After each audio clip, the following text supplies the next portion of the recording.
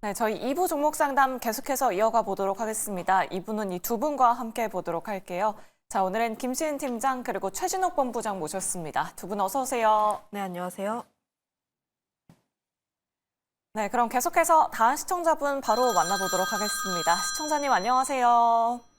네, 반갑습니다. 수고 네. 많으십니다. 네, 감사합니다, 시청자님. 어떤 예. 종목 고민되셔서 연락 주셨을까요? 이 현대차의 네. 매수가 22만 6천 원 50%입니다, 비중. 50%요. 올해 매수하셨었나요, 시청자님? 작년 9월에 25만 6천에 매수했는데 물타기를 해가 22만 6천 내려왔습니다. 추가 매수를 하셨고요. 예, 예. 네, 알겠습니다. 어떤 부분이 특별히 궁금하셔서 연락 주셨을까요? 뭐 벚꽃 핀 시즌까지 앞으로 한 3개월까지 매수가 올려나 싶어 궁금했어요. 네, 알겠습니다. 그 부분 한번 여쭤보도록 할게요. 예. 네, 일단 두 분의 의견 받아보도록 하겠습니다. 준비되셨으면 팻말 들어주시죠. 중립과 긍정 남겨주셨습니다. 그럼 김시은 팀장님의 중립 의견 들어보도록 할게요. 4, 5월까지 매수가 중립을 들어주셨어요. 이제 네. 질문에 대해서 중립. 이제 현대차라는 종목은 좋으나 네. 4개월 안에 이제 목표가까지 오는 것까지는 조금 더 고민이 필요하지 않나라는 생각을 가지고 있고요. 네. 사실 현대차를 선택하셨다라는 것은 좀 큰 비중 혹은 이제 좀 장기적인 플랜을 가지고 접근을 했다라고 생각을 하고 있습니다. 그 이유가 현대차를 선택하시는 분들 같은 경우에는 굉장히 변동성을 노리는 것이 아니라 좀 더 안정적인 성향을 가지시는 경우가 굉장히 많다라고 생각을 하고 있는데 그거에 지금 4개월 혹은 5개월이라는 기간 자체는 좀 타이트하지 않나라는 생각을 가지고 있고요. 지금 현대차 같은 경우에는 사실 굉장히 좋아요. 실적 같은 경우에도 보면은 항상 언제나 좋았던 실적들, 특히 최대 실적 피크아웃에 대한 우려가 나왔음에도 불구하고 언제나 좋았던 실적과 주주 환원을 발표를 했음에도 불구하고 지난 9월, 10월부터 주가가 꼬꾸라지기 시작했습니다. 가장 큰 요인이 트럼프 대통령의 당선 가능성이 높아지면서 현대차가 함께 무너지기 시작했다라고 보시는 게 맞는데, 그럼 현재 현대차가 다시 한번 올라가기 위해선 관세라는 부담에 대해서 해소가 될 필요가 있다라고 보시면 좋을 것 같아요. 물론 현재 보편 관세에 대해서 좀 아직까지는 카드로 내비칠 상황이 높다고 보시면 좋을 것 같고, 지금 현대차 같은 경우가 만약에 보편 관세가 적용이 되었을 때 지난해 영업이익 약 18% 정도가 좀 날아간다라고 보시면 좋을 것 같습니다. 여기에서의 리스크를 조금 더 확실시하는 분위기가 나온다면 오히려 악재 해소 측면에서 받아들여질 수가 있기는 하나 아직까지는 불확실성이 많은 상황이라고 보시면 좋을 것 같아서 지금 당장 현대차에 대한 우려가 완전히 해소가 되지는 않았다라고 보시면 좋을 것 같고요. 제가 지금까지 안 좋은 이야기만 드렸는데 하지만 현대차 장기로 보게 되었을 때 좋은 점은 굉장히 많습니다. 우선 주주환원 굉장히 적극적으로 진행하고 있는 기업이고요. 지금 현대차가 미국 쪽에서 그래도 진행을 하고 있는데 IRA 쪽에서 이제 수혜 좀 보조금 못 받는다 이런 내용이 나오더라도 상반기에도 또 준비 잘해가지고 받을 가능성도 굉장히 높고 하이브리드 쪽에서 굉장히 진행 잘하고 있어요. 저는 여기서 현대차의 실적이라든지 판매량에 대해서 그렇게까지 크게 걱정하지 않고 있기 때문에 지금 시청자님께서 4개월, 3개월이라는 기간만 크게 이제 너무 신경 쓰지 않으시다면 저는 계속해서 가져가셔도 좋지 않을까라는 생각을 가지고 있고 지금 20만 원 라인대가 굉장히 중요하다라고 보시면 좋을 것 같은데 만약에 이 라인대만 크게 깨지지 않는다라고 하면 저는 계속 끌고 가보셔도 좋다 이렇게 말씀드려보도록 할게요. 네, 알겠습니다. 너무 기간을 연연하지 말자, 배당도 좀 받으시면서 중장기적으로 가져가 보자라는 의견 남겨드렸습니다. 현대차 상담 도와드렸고요. 계속해서 다음 시청자분 바로 모셔보도록 하겠습니다. 시청자님 안녕하세요. 예. 네, 반갑습니다. 어떤 종목 고민되셔서 연락 주셨을까요? H&M HMM이요. 매수가랑 네. 비중이 어떻게 되실까요? 38,200원 50%. 38,200원이시면은 200원. 그때 코로나 때 매수하셨을까요? 예, 시청자님? 예. 아, 너무 오랜 기간 갖고 계셨네요. 예, 예. 네, 비중도 굉장히 많으신데 예. 어떤 부분이 궁금하셔서 연락 주셨을까요? 매수가까지 올렸지. 아, 네, 알겠습니다. 앞으로의 한번 모멘텀 여쭤보도록 할게요. 예. 네, 일단 두 분의 의견 받아보도록 하겠습니다. 준비되셨으면 팻말 들어주시죠. 아, 올중님이 나왔습니다. 최진호 본부장님께 여쭤보도록 할게요. 우리 시청자님이 매수했을 그때 당시만 하더라도 뭐 물론 해운 운임비가 증가해가지고 HMM 주가 상승세가 너무나도 뜨거웠잖아요. 네. 요즘에 뭐 조선주랑 같이 살짝 움직임 보여주고 있다고 하더라도 어느 정도의 상승 탄력을 좀 기대해 볼 수 있을까요? 일단 매수가가 지금 너무 높다라고 좀 말씀을 드리고 싶고요. 네. 근데 이제 비중이 만약에 뭐 5%나 아니면 10%권으로 지금 비중을 가지고 있다고 하게 되면은 일단은 대응을 할 수 있는 영역 구간에는 일단은 있다고는 보고는 있습니다. 다만 일단은 지금 비중이 50% 정도의 38,000원대의 지금 매수가를 가지고 있다라는 것은 상대적으로 정말로 호황기가 계속해서 유지가 돼야만이 갈 수 있는 가격대라고 보고 있거든요. 물론 이제 트럼프 2기 행정부가 이제는 출범을 했고 이제 트럼프 대통령이나 마찬가지죠. 선서까지 한 상황이다 보니까 그러면 결국 이제 해상 쪽에 대한 부분들 그리고 조선 쪽에 대한 부분들이 호황기가 분명히 겹쳐준다고 하게 된다고 해도 일단은 조선주들이 먼저 그 사이클을 계속해서 이어받을 가능성이 높습니다. 그럼 반대로 해운주들 같은 경우도 최근에 뭐 조선주들에 따라 가지고 상승 사이클을 같이 이어받으면서 바톤을 넘겨주면서 좀 이어지는 부분들이 좀 있기는 했지만 그 상승 탄력 부분들이 굉장히 강한 모습들은 일단 아니거든요. 다만 일단 이제 HMM 같은 경우가 일전에 수혜주 운하 쪽에 대한 부분들의 수혜도 충분히 있었던 부분들도 맞고요. 반대로 일단 지금 미국의 관세 인상에 따라 중국의 수출 밀어내기 현상들로 인해 가지고 해상 쪽에 대한 부분들은 충분히 수혜가 가능할 가능성도 굉장히 높다고 봅니다.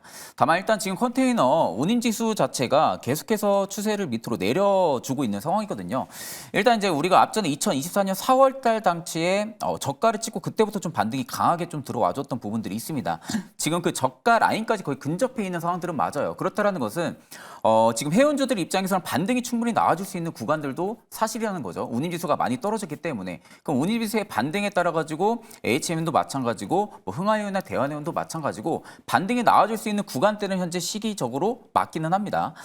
다만 지금 매수가가 너무 높은 상황이다 보니까 여기서 일단 추가 매수가 더 들어가게 되면은 비중이 일단 50%가 넘는 상황들이 좀 연출이 되거든요. 그렇다 보면은 일부 다른 종목들이 움직였을 때 당시에 나는 좀 수익에서 소외가 되는 경우들이 굉장히 많이 생길 수가 있어요. 그렇기 때문에 일단 지금 손절을 할 수 있는 구간들도 너무 넘어선 상황이고 다만 이제 주봉으로 지금 수력 구간들은 돌파가 나온 상황이긴 하죠. 수력 구간이 돌파가 나왔지만 확실한 모멘텀이 아직까지 얹혀지고 있는 부분들은 아니기 때문에 계속 좀 박스권을 유지해주고 있다고 보면 됩니다.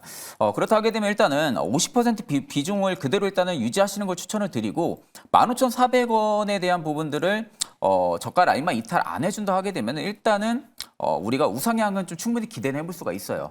다만 이제 38,000원대까지 가기에는 다소 시간적인 텀이 너무나도 오래 걸릴 가능성이 높기 때문에 저는 일부 계속해서 위로 올라올 때 손실폭이 좀 적어지는 구간에서 분할 매도를 좀 진행을 하셔가지고 계속해서 비중을 좀 확보를 하신 다음에 내가 HM의 50% 전량 매도 손실을 보고 못 나가겠다 하게 되면은 비중 확보한 금액을 가지고 일부 또 적정하게 추가 매수를 좀 진행을 해서 평단 좀 낮추는 작업들을 일단은 좀 하시는 게 맞고요. 50% 이상의 비중을 HMM에 일단은 실는 것은 일단 저는 좀 비추천을 좀 말씀을 드리겠습니다. 아, 네, 알겠습니다. 우상향 기조 그릴 수는 있긴 하겠지만 비중 조절에 대한 부분 말씀드려봤습니다. HMM 상담 도와드렸고요. 내 종목도 이렇게 자세하게 꼼꼼하게 냉철하게 상담 받아보고 싶다 하시는 분들 아래 나가고 있는 전화번호로 지금 바로 연락 주셔야 이 두 분께 상담 받아보실 수 있습니다. 그리고 샵 2034 문자 메시지 유튜브 채팅창에 고민되시는 종목명 매수가 비중 남겨주시면 저희가 또 실시간으로 반영해서 상담 도와드려 보도록 할 테니까요. 계속해서 여러분들의 많은 참여 기다리고 있겠습니다. 그럼 이제 유튜브 채팅창으로 넘어가 보도록 할게요. 유지영님께서 APR을 가지고 계십니다. 매수가가 52,000원에 비중은 10% 가지고 계신데요. 저점이 어디일까요? 전망 부탁드립니다. 라고 이렇게 남겨주셨어요. 이 내용은 김신 팀장님께 여쭤보도록 할게요. APR 최근에 매수를 하신 것 같은데 손절가가 궁금하신 것 같아요. 지금 사실 뭐 저점이 어디일까요에 대한 질문에서는 사실 저점과 고점은 그 누구도 모릅니다. 네. 일단 이 부분에 대해서 먼저 말씀을 드리고요.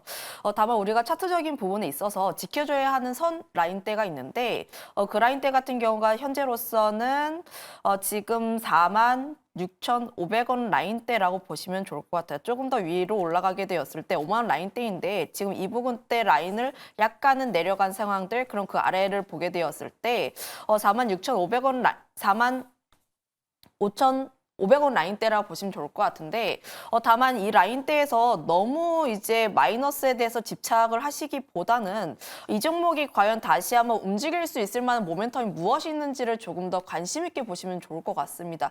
차트에 대한 부분들도 중요하기는 하나 다만 APR이 지난 상반기에는 굉장히 좋았고 하반기에 안 좋았던 이유가 주식 분할에 대한 내용들 그리고 화장품 섹터가 좀 지지부진했던 그런 내용들이었다라고 보시면 좋을 것 같은데 다만 최근 화장품 섹터들의 흐름들을 잘 살펴보시면 최근 화장품주들이 일부 종목군들이긴 하지만 다시 한번 바닥권에서 꿈틀꿈틀 올라와주고 있는 흐름들이 나오고 있어요.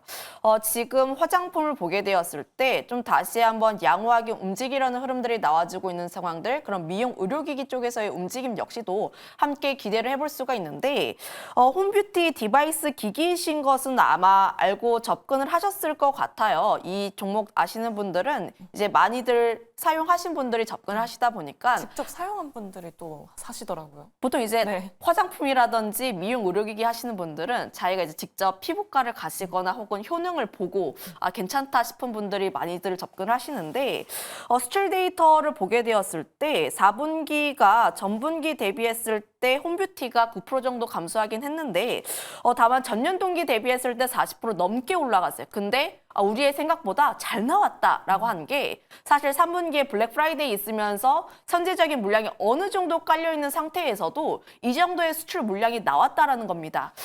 그럼 여기서 기대해 볼 수 있는 것은 APR이 미국이라든지 그 외 국가에서 여전히 잘 팔리고 있지 않나라는 생각을 가지고 있어서 현재 너무 기술적인 자리에만 의존을 하시기보다는 현재 APR이 가지고 있는 경쟁력에 대해서 조금 더 집중해 볼 필요가 있지 않을까라는 생각을 가지고 있고요.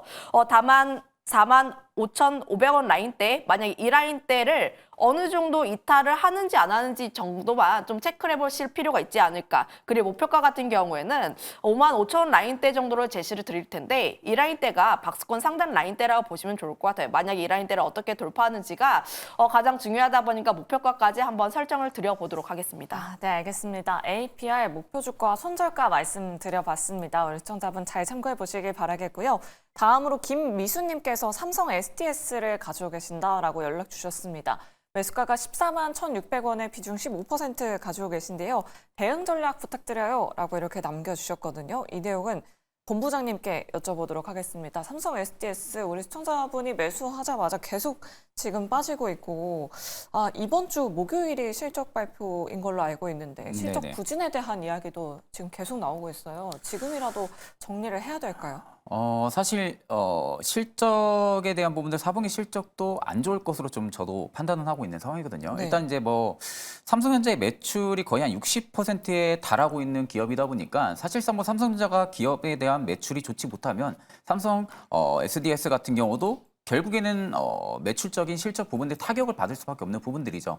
다만 일단 긍정적인 회로 부분들 좀 돌려보자 하게 되면은 사실 뭐 지금 삼성 SDS 같은 경우가 밸류 상으로 놓고 보면은 멀티플 최하단에 지금 위치해주고 있는 상황들은 맞습니다. 그렇다라는 것은 가격적인 밸류에 대한 부담이 전혀 없는 구간들도 맞거든요. 반대로 어떻게 보면 또 클라우드 쪽에 대한 부분들의 성장세도 지금 나와주고 있는 부분들도 맞아요. 그리고 지금 고객 사양이나 관계 사양에 대한 물량 축소 부분들이 지금 일부 주가에도 전부 다 반영이 되고 있는 모습으로 판단을 하고 있는데 그럼 여기서 이제 삼성 SDS가 충분하게 반등 기조를 넣어주려고 한다고 하게 되면은 사실 지금 기업이 가지고 있는 유보율이 굉장히 많은 상황이거든요. 그러니까 현금성 자산이 굉장히 많은 상황입니다. 그럼 결국 이 현금성 자산을 가지고 기업 가치 제고를 어떻게 방향을 잡고 진행을 할지 여부가 일단은 반등을 조금은 좀 시켜줄 수 있을 만한 그런 방안이라고 보고 있는데 결국에 이 반등에 대한 부분들이 계속해서 연계성을 이어나가 주려고 하게 되면은 사실 삼성전자라든지 뭐 삼성 관계사양이라든지 자회사들이라든지 실적이 좋아져야 됩니다. 실적이 좋아져야만이 삼성 SDS 같은 경우도 덩달아서 좀 실적이 좋아질 수 있는 그런 부분들로 연결이 되어 있는 기업이다 보니까 사실 지금은 좋은 모습들이 전혀 없는 거죠. 어떻게 보면은 그럼 결국 지금은 단기적인 반등을 노리기에는 기업 가치 재고 말고는 딱히 없는 상황이지 않을까라고 좀 말씀을 드리고 싶고요. 일단 지금 매수가가 14만 1,600원에 지금은 좀 가지고 있는 부분들인데 매수가 그렇게 높은 상황은 저도 좀 아니라고는 보고 있습니다. 다만 일단 비중이 15%이다 보니까 여기서 더 추가 매수를 진행하는 것은 저도 좀 지양을 말씀드리고 싶어요. 지금 상황에서는 일단 반등에 대한 부분들이 기대감이 좀 빠르게 담겨져 있다고 하게 되면은 추가 매수 좀 진행하셔라라고 좀 말씀을 드리고 싶지만 사실 지금 상황에서는 우리가 이제 기대만 해야 되는 상황이다 보니까 반등에 대한 부분들이 탄력적으로 못 나와준다고 하게 되면은 오히려 15% 이상의 추가 매수가 들어가게 되면 30% 비중을 좀 가지고 가야 되잖아요. 그럼 결국 기회비용을 좀 날릴 수가 있는 부분들이 있기 때문에 일단 15%대 물량을 그대로 가지고 가시는 거 저 추천을 드려요. 일단은 멀티플 최하단이라는 점을 고려를 했을 때는 밸류상에 전혀 부담이 없는 구간이다. 그렇다는 것은 결국 외국인이나 기관 입장에서도 충분하게 매수를 넣어줄 수 있을 만한 그런 가격대까지는 현재 밀린 상황이다 보니까 일단은 손절 없이 저는 좀 가지고 가시는 거 추천을 드리고 만약에 반등 기조가 명확하게 나와준다 하게 되면은 시청님의 매수가 이상까지는 충분히 가지 않을까라고 보고 있는 상황입니다. 그렇기 때문에 일단은 홀딩 하시는 것을 추천을 드립니다. 네, 알겠습니다. 뭐 실적은 부진하겠지만 일단은 뭐 주주가치 재고 계획에 대해서 조금은 기대해보자. 홀딩에 대한 의견 남겨드렸습니다. 이렇게 삼성 SDS 상담 도와드렸고요. 계속해서 다음 시청자분 전화로 모셔보도록 하겠습니다. 안녕하세요. 예, 안녕하세요. 네, 반갑습니다. 시청자님. 예, 어떤 종목 고민되셔서 연락 주셨을까요? 예, 고려 아연이고요. 고려 예. 아연이요. 매수가랑 예. 비중은 예. 어떻게 되실까요? 예, 89만 원에 10%요. 89만 원에 10%요. 예. 올해 매수하셨었나 봐요, 시청자님. 예, 예. 오늘 급락에 좀 깜짝 놀라셔서 연락 주신 예. 거죠. 네, 알겠습니다. 그럼 앞으로의 전망 한번 여쭤보도록 할게요. 예, 네, 일단 두 분의 의견 받아보도록 하겠습니다. 준비되셨으면 팻말 들어주시죠. 올중립이 나왔습니다. 그럼 김시인 팀장님께 여쭤보도록 할게요. 오늘 오후에 그 법원에서 판결이 나왔는데 일단은 그 MBK와 영풍의 손을 법원이 들어줬잖아요. 이제 정말 찐 표대결이다 뭐 이런 이야기가 나오고 있는데 임시 주총까지는 좀 가져가 보면 또 상황이 역전될 가능성도 있을까요? 그 기간이 네. 23일이라서 네. 얼마 남지는 않았습니다, 사실. 지금 23일에 임시 주주총회가 예정이 되어 있는데 지금 뭐 기사들이라든지 혹은 뭐 전문가들의 의견으로는 MBK와 영풍연합의 승리 가능성을 굉장히 높게 보고 있는 상황들, 그 이유가 아무래도 의결권에서의 절반 가까운 부분에 있어서 이들에게 있기 때문에 현재로서는 고려아연이 좀 불리하다라는 입장이 좀 중론인 것으로 보여지고 있어요. 그런 상황에서 판단을 하게 되었을 때 사실 고려아연 같은 경우에는 좀 현재로서는 상황이 안 좋을 수밖에 없습니다. 그거에 따라서 오늘 고려아연도 하락을 했고 영풍 같은 경우는 상승을 한 부분들이 맞긴 한데 다만 앞서 이야기를 했던 것처럼 이제 결국 변동수는 그 전까지 나올 수는 있다라고 생각을 하고 있어요. 결국 뚜껑을 열어볼 필요가 있다라는 생각을 가지고 있는데 저는 사실 이런 이슈로 인해서 주가에 접근을 하는 것은 다소 좀 어렵지 않나라는 생각을 가지고 있고요. 만약에 탈출 기회가 오게 되었을 때는 저는 그때 당시 반드시 저는 이제 비중 조절을 확실하게 해줄 필요가 있지 않을까라는 의견을 밖에 못 드릴 것 같습니다. 네, 알겠습니다. 참 어렵습니다. 만약에 추가 하락이 나온다면 그때는 꼭 비중 조절해보자라는 의견 남겨드렸습니다. 또 23일이 주주총회이니만큼 그날 전후로 해서 주가 움직임 어떻게 되는지 여부 꼭 확인해 보시길 바라겠습니다. 이렇게 고려아연 상담 도와드렸고요. 계속해서 여러분들 종목 고민 상담 도와드리도록 할게요. 시청자분 연결되어 있다고 합니다. 안녕하세요. 예, 안녕하십니까. 네, 반갑습니다. 시청자님. 네, 반갑습니다. 네, 예, 예. 어떤 종목 고민되셔서 연락 아니, 주셨을까요? 삼성전자를요. 아, 네. 10만 원대에 제가 매입을 해서 네. 그때 8만 원 갈 때 그 18 시점을 놓치고 아, 계속 지가 하락선을 타고 네. 저러고 기고 있는데 음. 이걸 어떻게 해야 될지를 좀 조언은 좀 필요해서 네. 좀 드려본 거예요. 아, 알겠습니다. 우리 시청자님 수익을 한 번 더 보셨었기 때문에 더 아쉬울 것 같은데 네네. 앞으로의 전망 한번 여쭤보도록 할게요. 네네. 네, 일단 두 분의 의견 받아보도록 하겠습니다. 준비되셨으면 팻말 들어주시죠. 네, 어려우신가 봐요. 네, 본부장님의 긍정 의견 들어보도록 할게요. 삼성전자 우리 시청자님 그 목소리에 너무나도 그 원망 섞인 목소리가 네네네. 굉장히 느껴지는 것 같습니다. 아, 지난주까지만 해도 분명히 약간 좀 긍정적인 기사가 많이 나왔던 것 같은데 뭐 오늘도 뭐 단독 기사로 뭐 파운드리 적자에 대한 이야기도 나오고 있고 네네. 뭐 멕시코 공장을 미국으로 옮길 거다 뭐 이런 이야기들 지금 나오고 있긴 네. 하거든요. 아, 삼성전자 어떤 전략이 필요할까요? 사실 뭐 삼성전자는 뭐 방송을 통해서도 굉장히 많은 이야기를 좀 들으셨을 거라고 생각이 들고 일단 지금 뭐 파운드리 쪽에 대한 부분도 위태위태하다라는 이슈들도 지금 나와주고 있는 것도 사실이긴 하고요.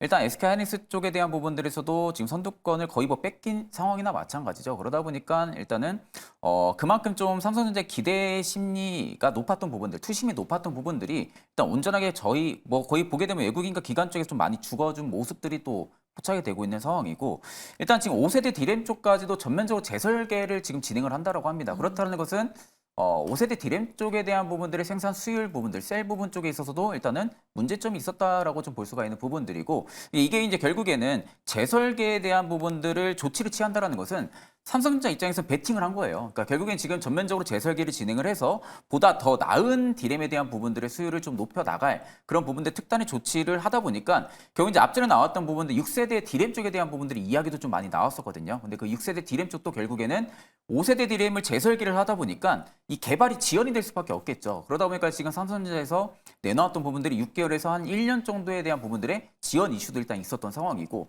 일단 뭔가는 하고는 있어요. 뭔가는 하고는 있지만 결국 시장에서 바라보고 있는 부분들은 삼성전자가 과연 여기서 다시 올라가기 위해서는 확실한 어떤 명백적인 성장에 대한 산업군을 이야기한다라든지 혹은 현재 가지고 있는 어떤 주력 제품군에 대한 부분들이 수요가 좋아진다라든지 아니면 뭐 H밴 쪽에 대한 부분들의 성능이 확실하게 나와준다라든지 이런 어떻게 보면 좀 확실한 거리가 좀 있어야 되는데 현재로서는 없는 상황이잖아요. 그러다 보니까 삼성전자 주가 지금 저는 솔직히 긍정드렸던 부분들은 사실 지금 주가만 놓고 보면은 굉장히 저는 부담이 없는 가격이라고 봐요. 어떻게 보면은 부담이 없는 가격이기도 하고 언제든지 외국인과 기관 쪽에서도 매수 자금을 좀 넣어줄 수 있는 가격대가 분명합니다. 그렇기 때문에 저는 오히려 뭐 삼성전자를 지금 매도를 해야 된다. 내가 지금 가지고 있는 평균가가 7만 원이다 보니까 여기서 더 빠질 거예요. 해가지고 손절을 하기보다는 더 빠질 수는 있겠죠. 더 빠질 수는 있겠지만 사실 이 바닥이 어딘지는 누구나 다 알 수가 없습니다. 이미 삼성전자는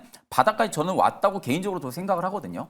개인적으로 바닥권까지 많이 밀렸다라고 생각을 하고 있고 언제든지 지금 상황에서는 반등이 나와줘도 이상하지가 않은 자리예요. 그러면 내가 만약에 7만 원에 가지고 있는 이 삼성전자 주식을 지금 손실을 보고 매도를 하고 조금 더 바닥에서 잡겠다 하게 되면은 오히려 그 바닥을 잡는 게 더 어려울 수가 있지 않을까라고 생각이 좀 많이 들거든요. 보통 이렇게 반등이 강하게 들어올 때는 사실 지금 인식 자체가 삼성전자가 너무 많이 밀린 상황이다 보니까 가격이 싼 건 알겠어. 가격이 싼 건 알겠지만 지금 상황에 더 밀리지 않을까라는 인식이 더 강할 수밖에 없거든요. 그러면 결국 이게 조그마한 반등이 들어와줘도 사실 개인 투자자분들 입장에서는 매수하기가 쉽지가 않아요. 또 빠질까 봐.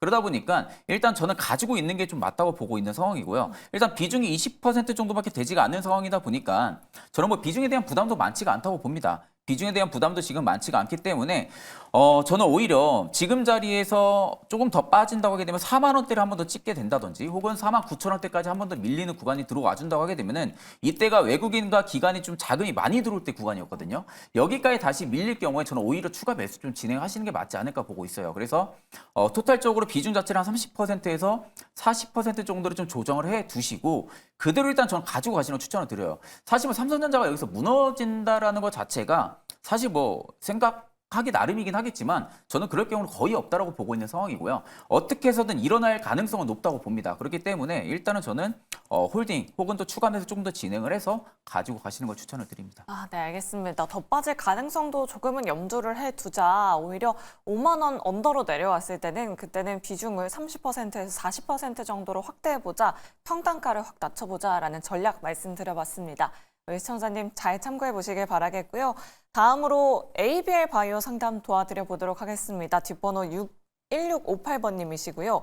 매수가가 39,500원에 비중을 11% 가지고 계십니다. 매수가까지 올 수 있을까요? 라고 이렇게 남겨주셨는데 김시은 팀장님께 여쭤보도록 할게요. 한창 그 금리 인하에 대한 기대감 올라왔을 때 그때 ABL 바이오 매수하신 것 같아요. 뭐 달러 인덱스도 조금 내려오긴 했는데 바이오주들 다시 한번 좀 탄력적으로 움직여줄 수 있을까요? 네, 가능성은 그래도 있지 않나라는 네. 생각을 가지고 있고요. 바이오도 이제 바이오 섹터도 두 가지로 구분 지어서 봐야 합니다.